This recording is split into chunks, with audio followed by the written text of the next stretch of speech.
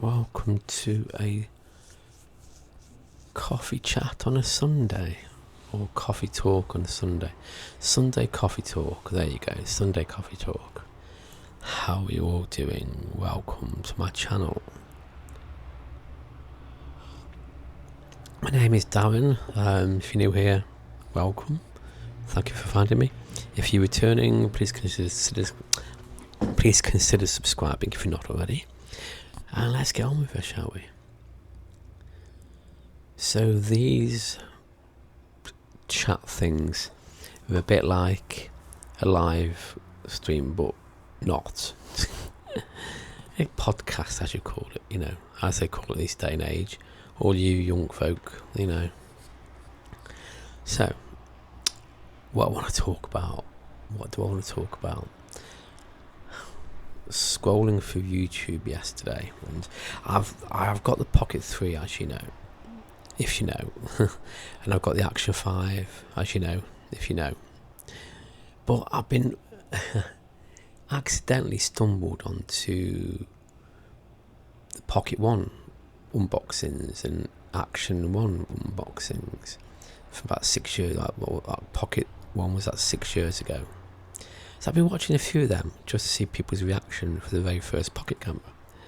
And it got me thinking, all these people now who are filming the Pocket 3 unboxings, the Action 5 unboxings, in about 5 years' time, there'll be newer cameras and these videos will be in the arcade, be like, looking back, and it'd be like, God almighty, was that camera then, looking back at the Pocket 1 where it didn't have D-Log and stuff like that, and that kind of stuff, and the picture quality wasn't so good, and it had a 1.2 something,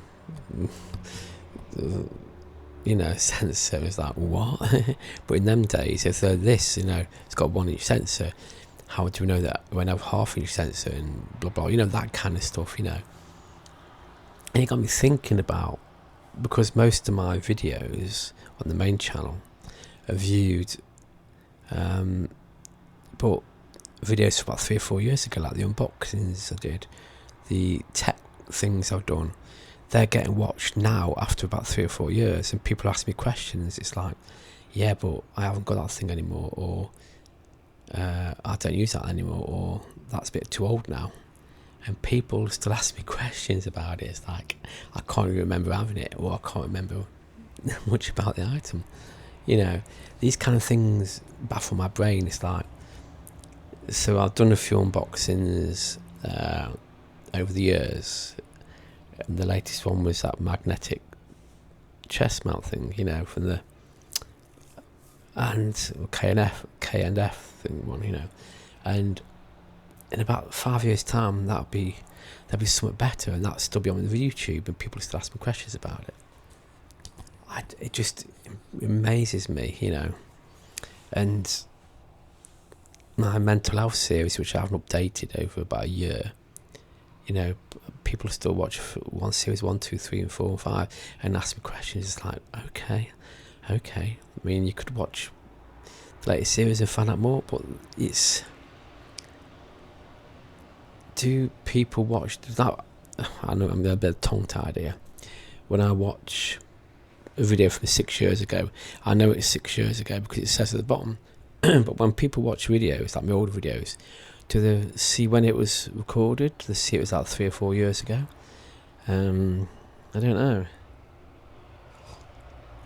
Well, I find it fascinating watching people unbox stuff that doesn't exist anymore or can't buy anymore. I like to know if they do some unboxings of the earlier GoPros, before stabilisation. But I just find it fascinating. It's like a history lesson, YouTube. If you're a content creator, do you watch your very first videos? Do you do that? I've watched a few of my very first videos, and it's not as cringy, but not as cringy as I thought, because I learned from it.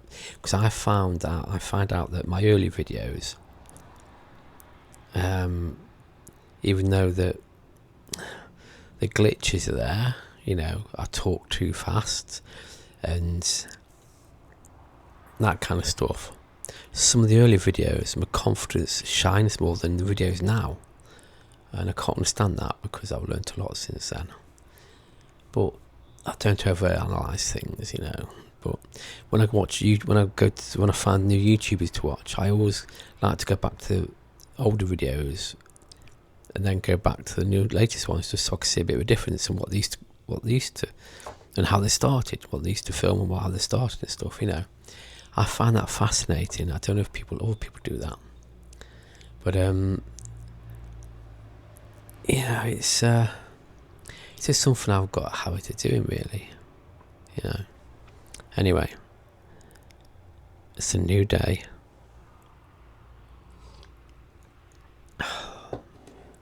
It's hard to believe that. I mean, was it go back 10 years? And what recording equipment did we have then? The Canon G7X and blah blah blah. And then you had the mirrorless cameras. People vlogging with massive cameras in their hands, you know, all rigged up with microphones and stuff, and lenses that are bigger than the body of the people themselves. Walking around with one of them must have been a nightmare. I've never owned anything like that. I borrowed one to test it out, DSLR. I loved it straight away, but I stuck with an old Canon camera, and I stuck with my mobile until last year when I got the DJI stuff and Insta things. But I knew then that I was going to carry on doing YouTube. You see, you can start off with a mobile, you can start off with the basic stuff, but at some point you do have to upgrade. You know, you do have to upgrade your game, and you know, but I don't think you need to follow all these tips and advice like do this to get 1,000 views, do this to get 1 million subscribers. Okay, it might work if you've got the personality for it. I haven't got the personality, otherwise I'll be on the thousands of subscribers by now. I haven't got the personality, I've just got me. This is it. You know, maybe there's something I'm not doing right, I don't know. But I'm not here to be rich and famous. I'm here to be me. To create a record of my life, and to create, from when I've gone, you know, I'm still somewhere, you know what I mean?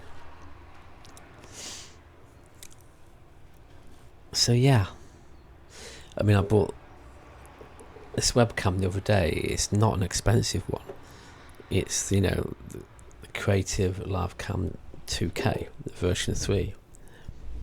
And to me that is a great pitch quality, but to people it's not. See, I'm not a perfectionist. I don't need the ultimate amazing cameras. I don't need the ultimate amazing blurry background.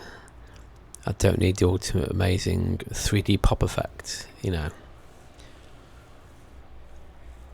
But yeah, the Pocket 3 is nice. The Pocket 3 is very nice, actually. Very nice. The amount of times I ummed and ahed before getting it, thinking, do I need it, do I need it, do I not? Yes, no, yes, no, yes, no. Because I already had the Action 4 at the time.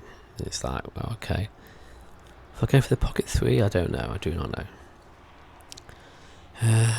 I gave in to influencers. That's what it was. But anyway, going back to videos, do you look back on older videos of different people? You know, what's your most searched video on YouTube, or most searched category? I understand if you're a mechanic or whatever, you search for that kind of stuff, but I don't search for that stuff. I try and search and find YouTubers, vloggers. Most of the times it's just Indian families, that's it, you know. It's like overrun with Indian families, you know. But yeah, I find the odd one or two now and again and subscribe, watch some of the older videos, watch some of the new videos, and I know then if I want to carry on subscribing.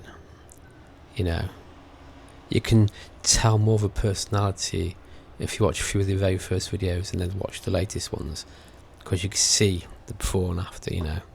You see how more genuine they are. That's what I normally do.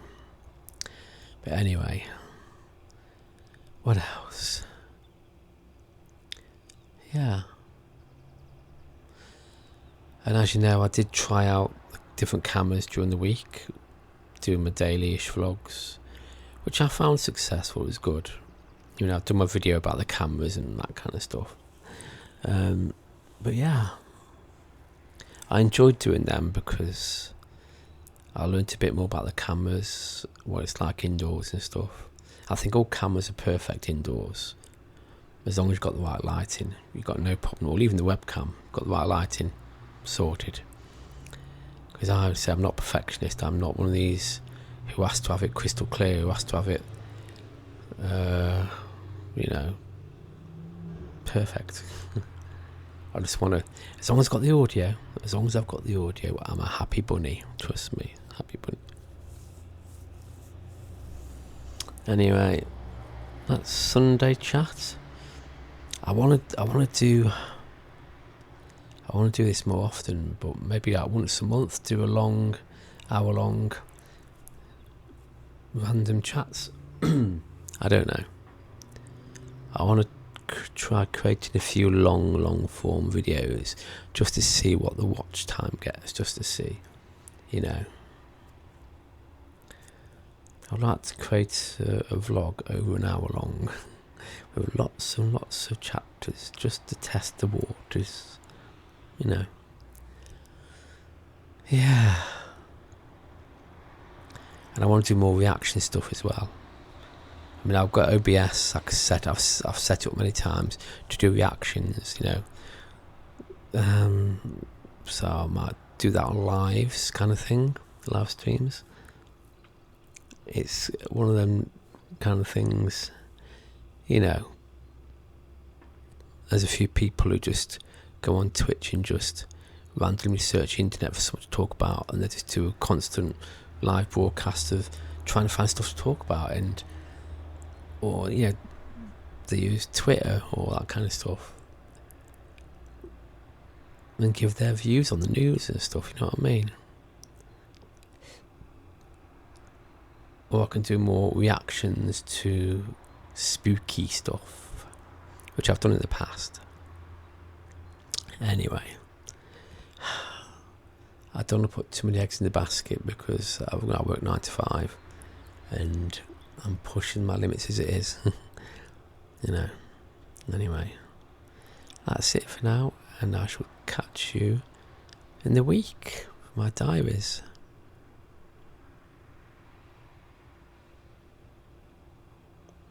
Until then, toodle pips.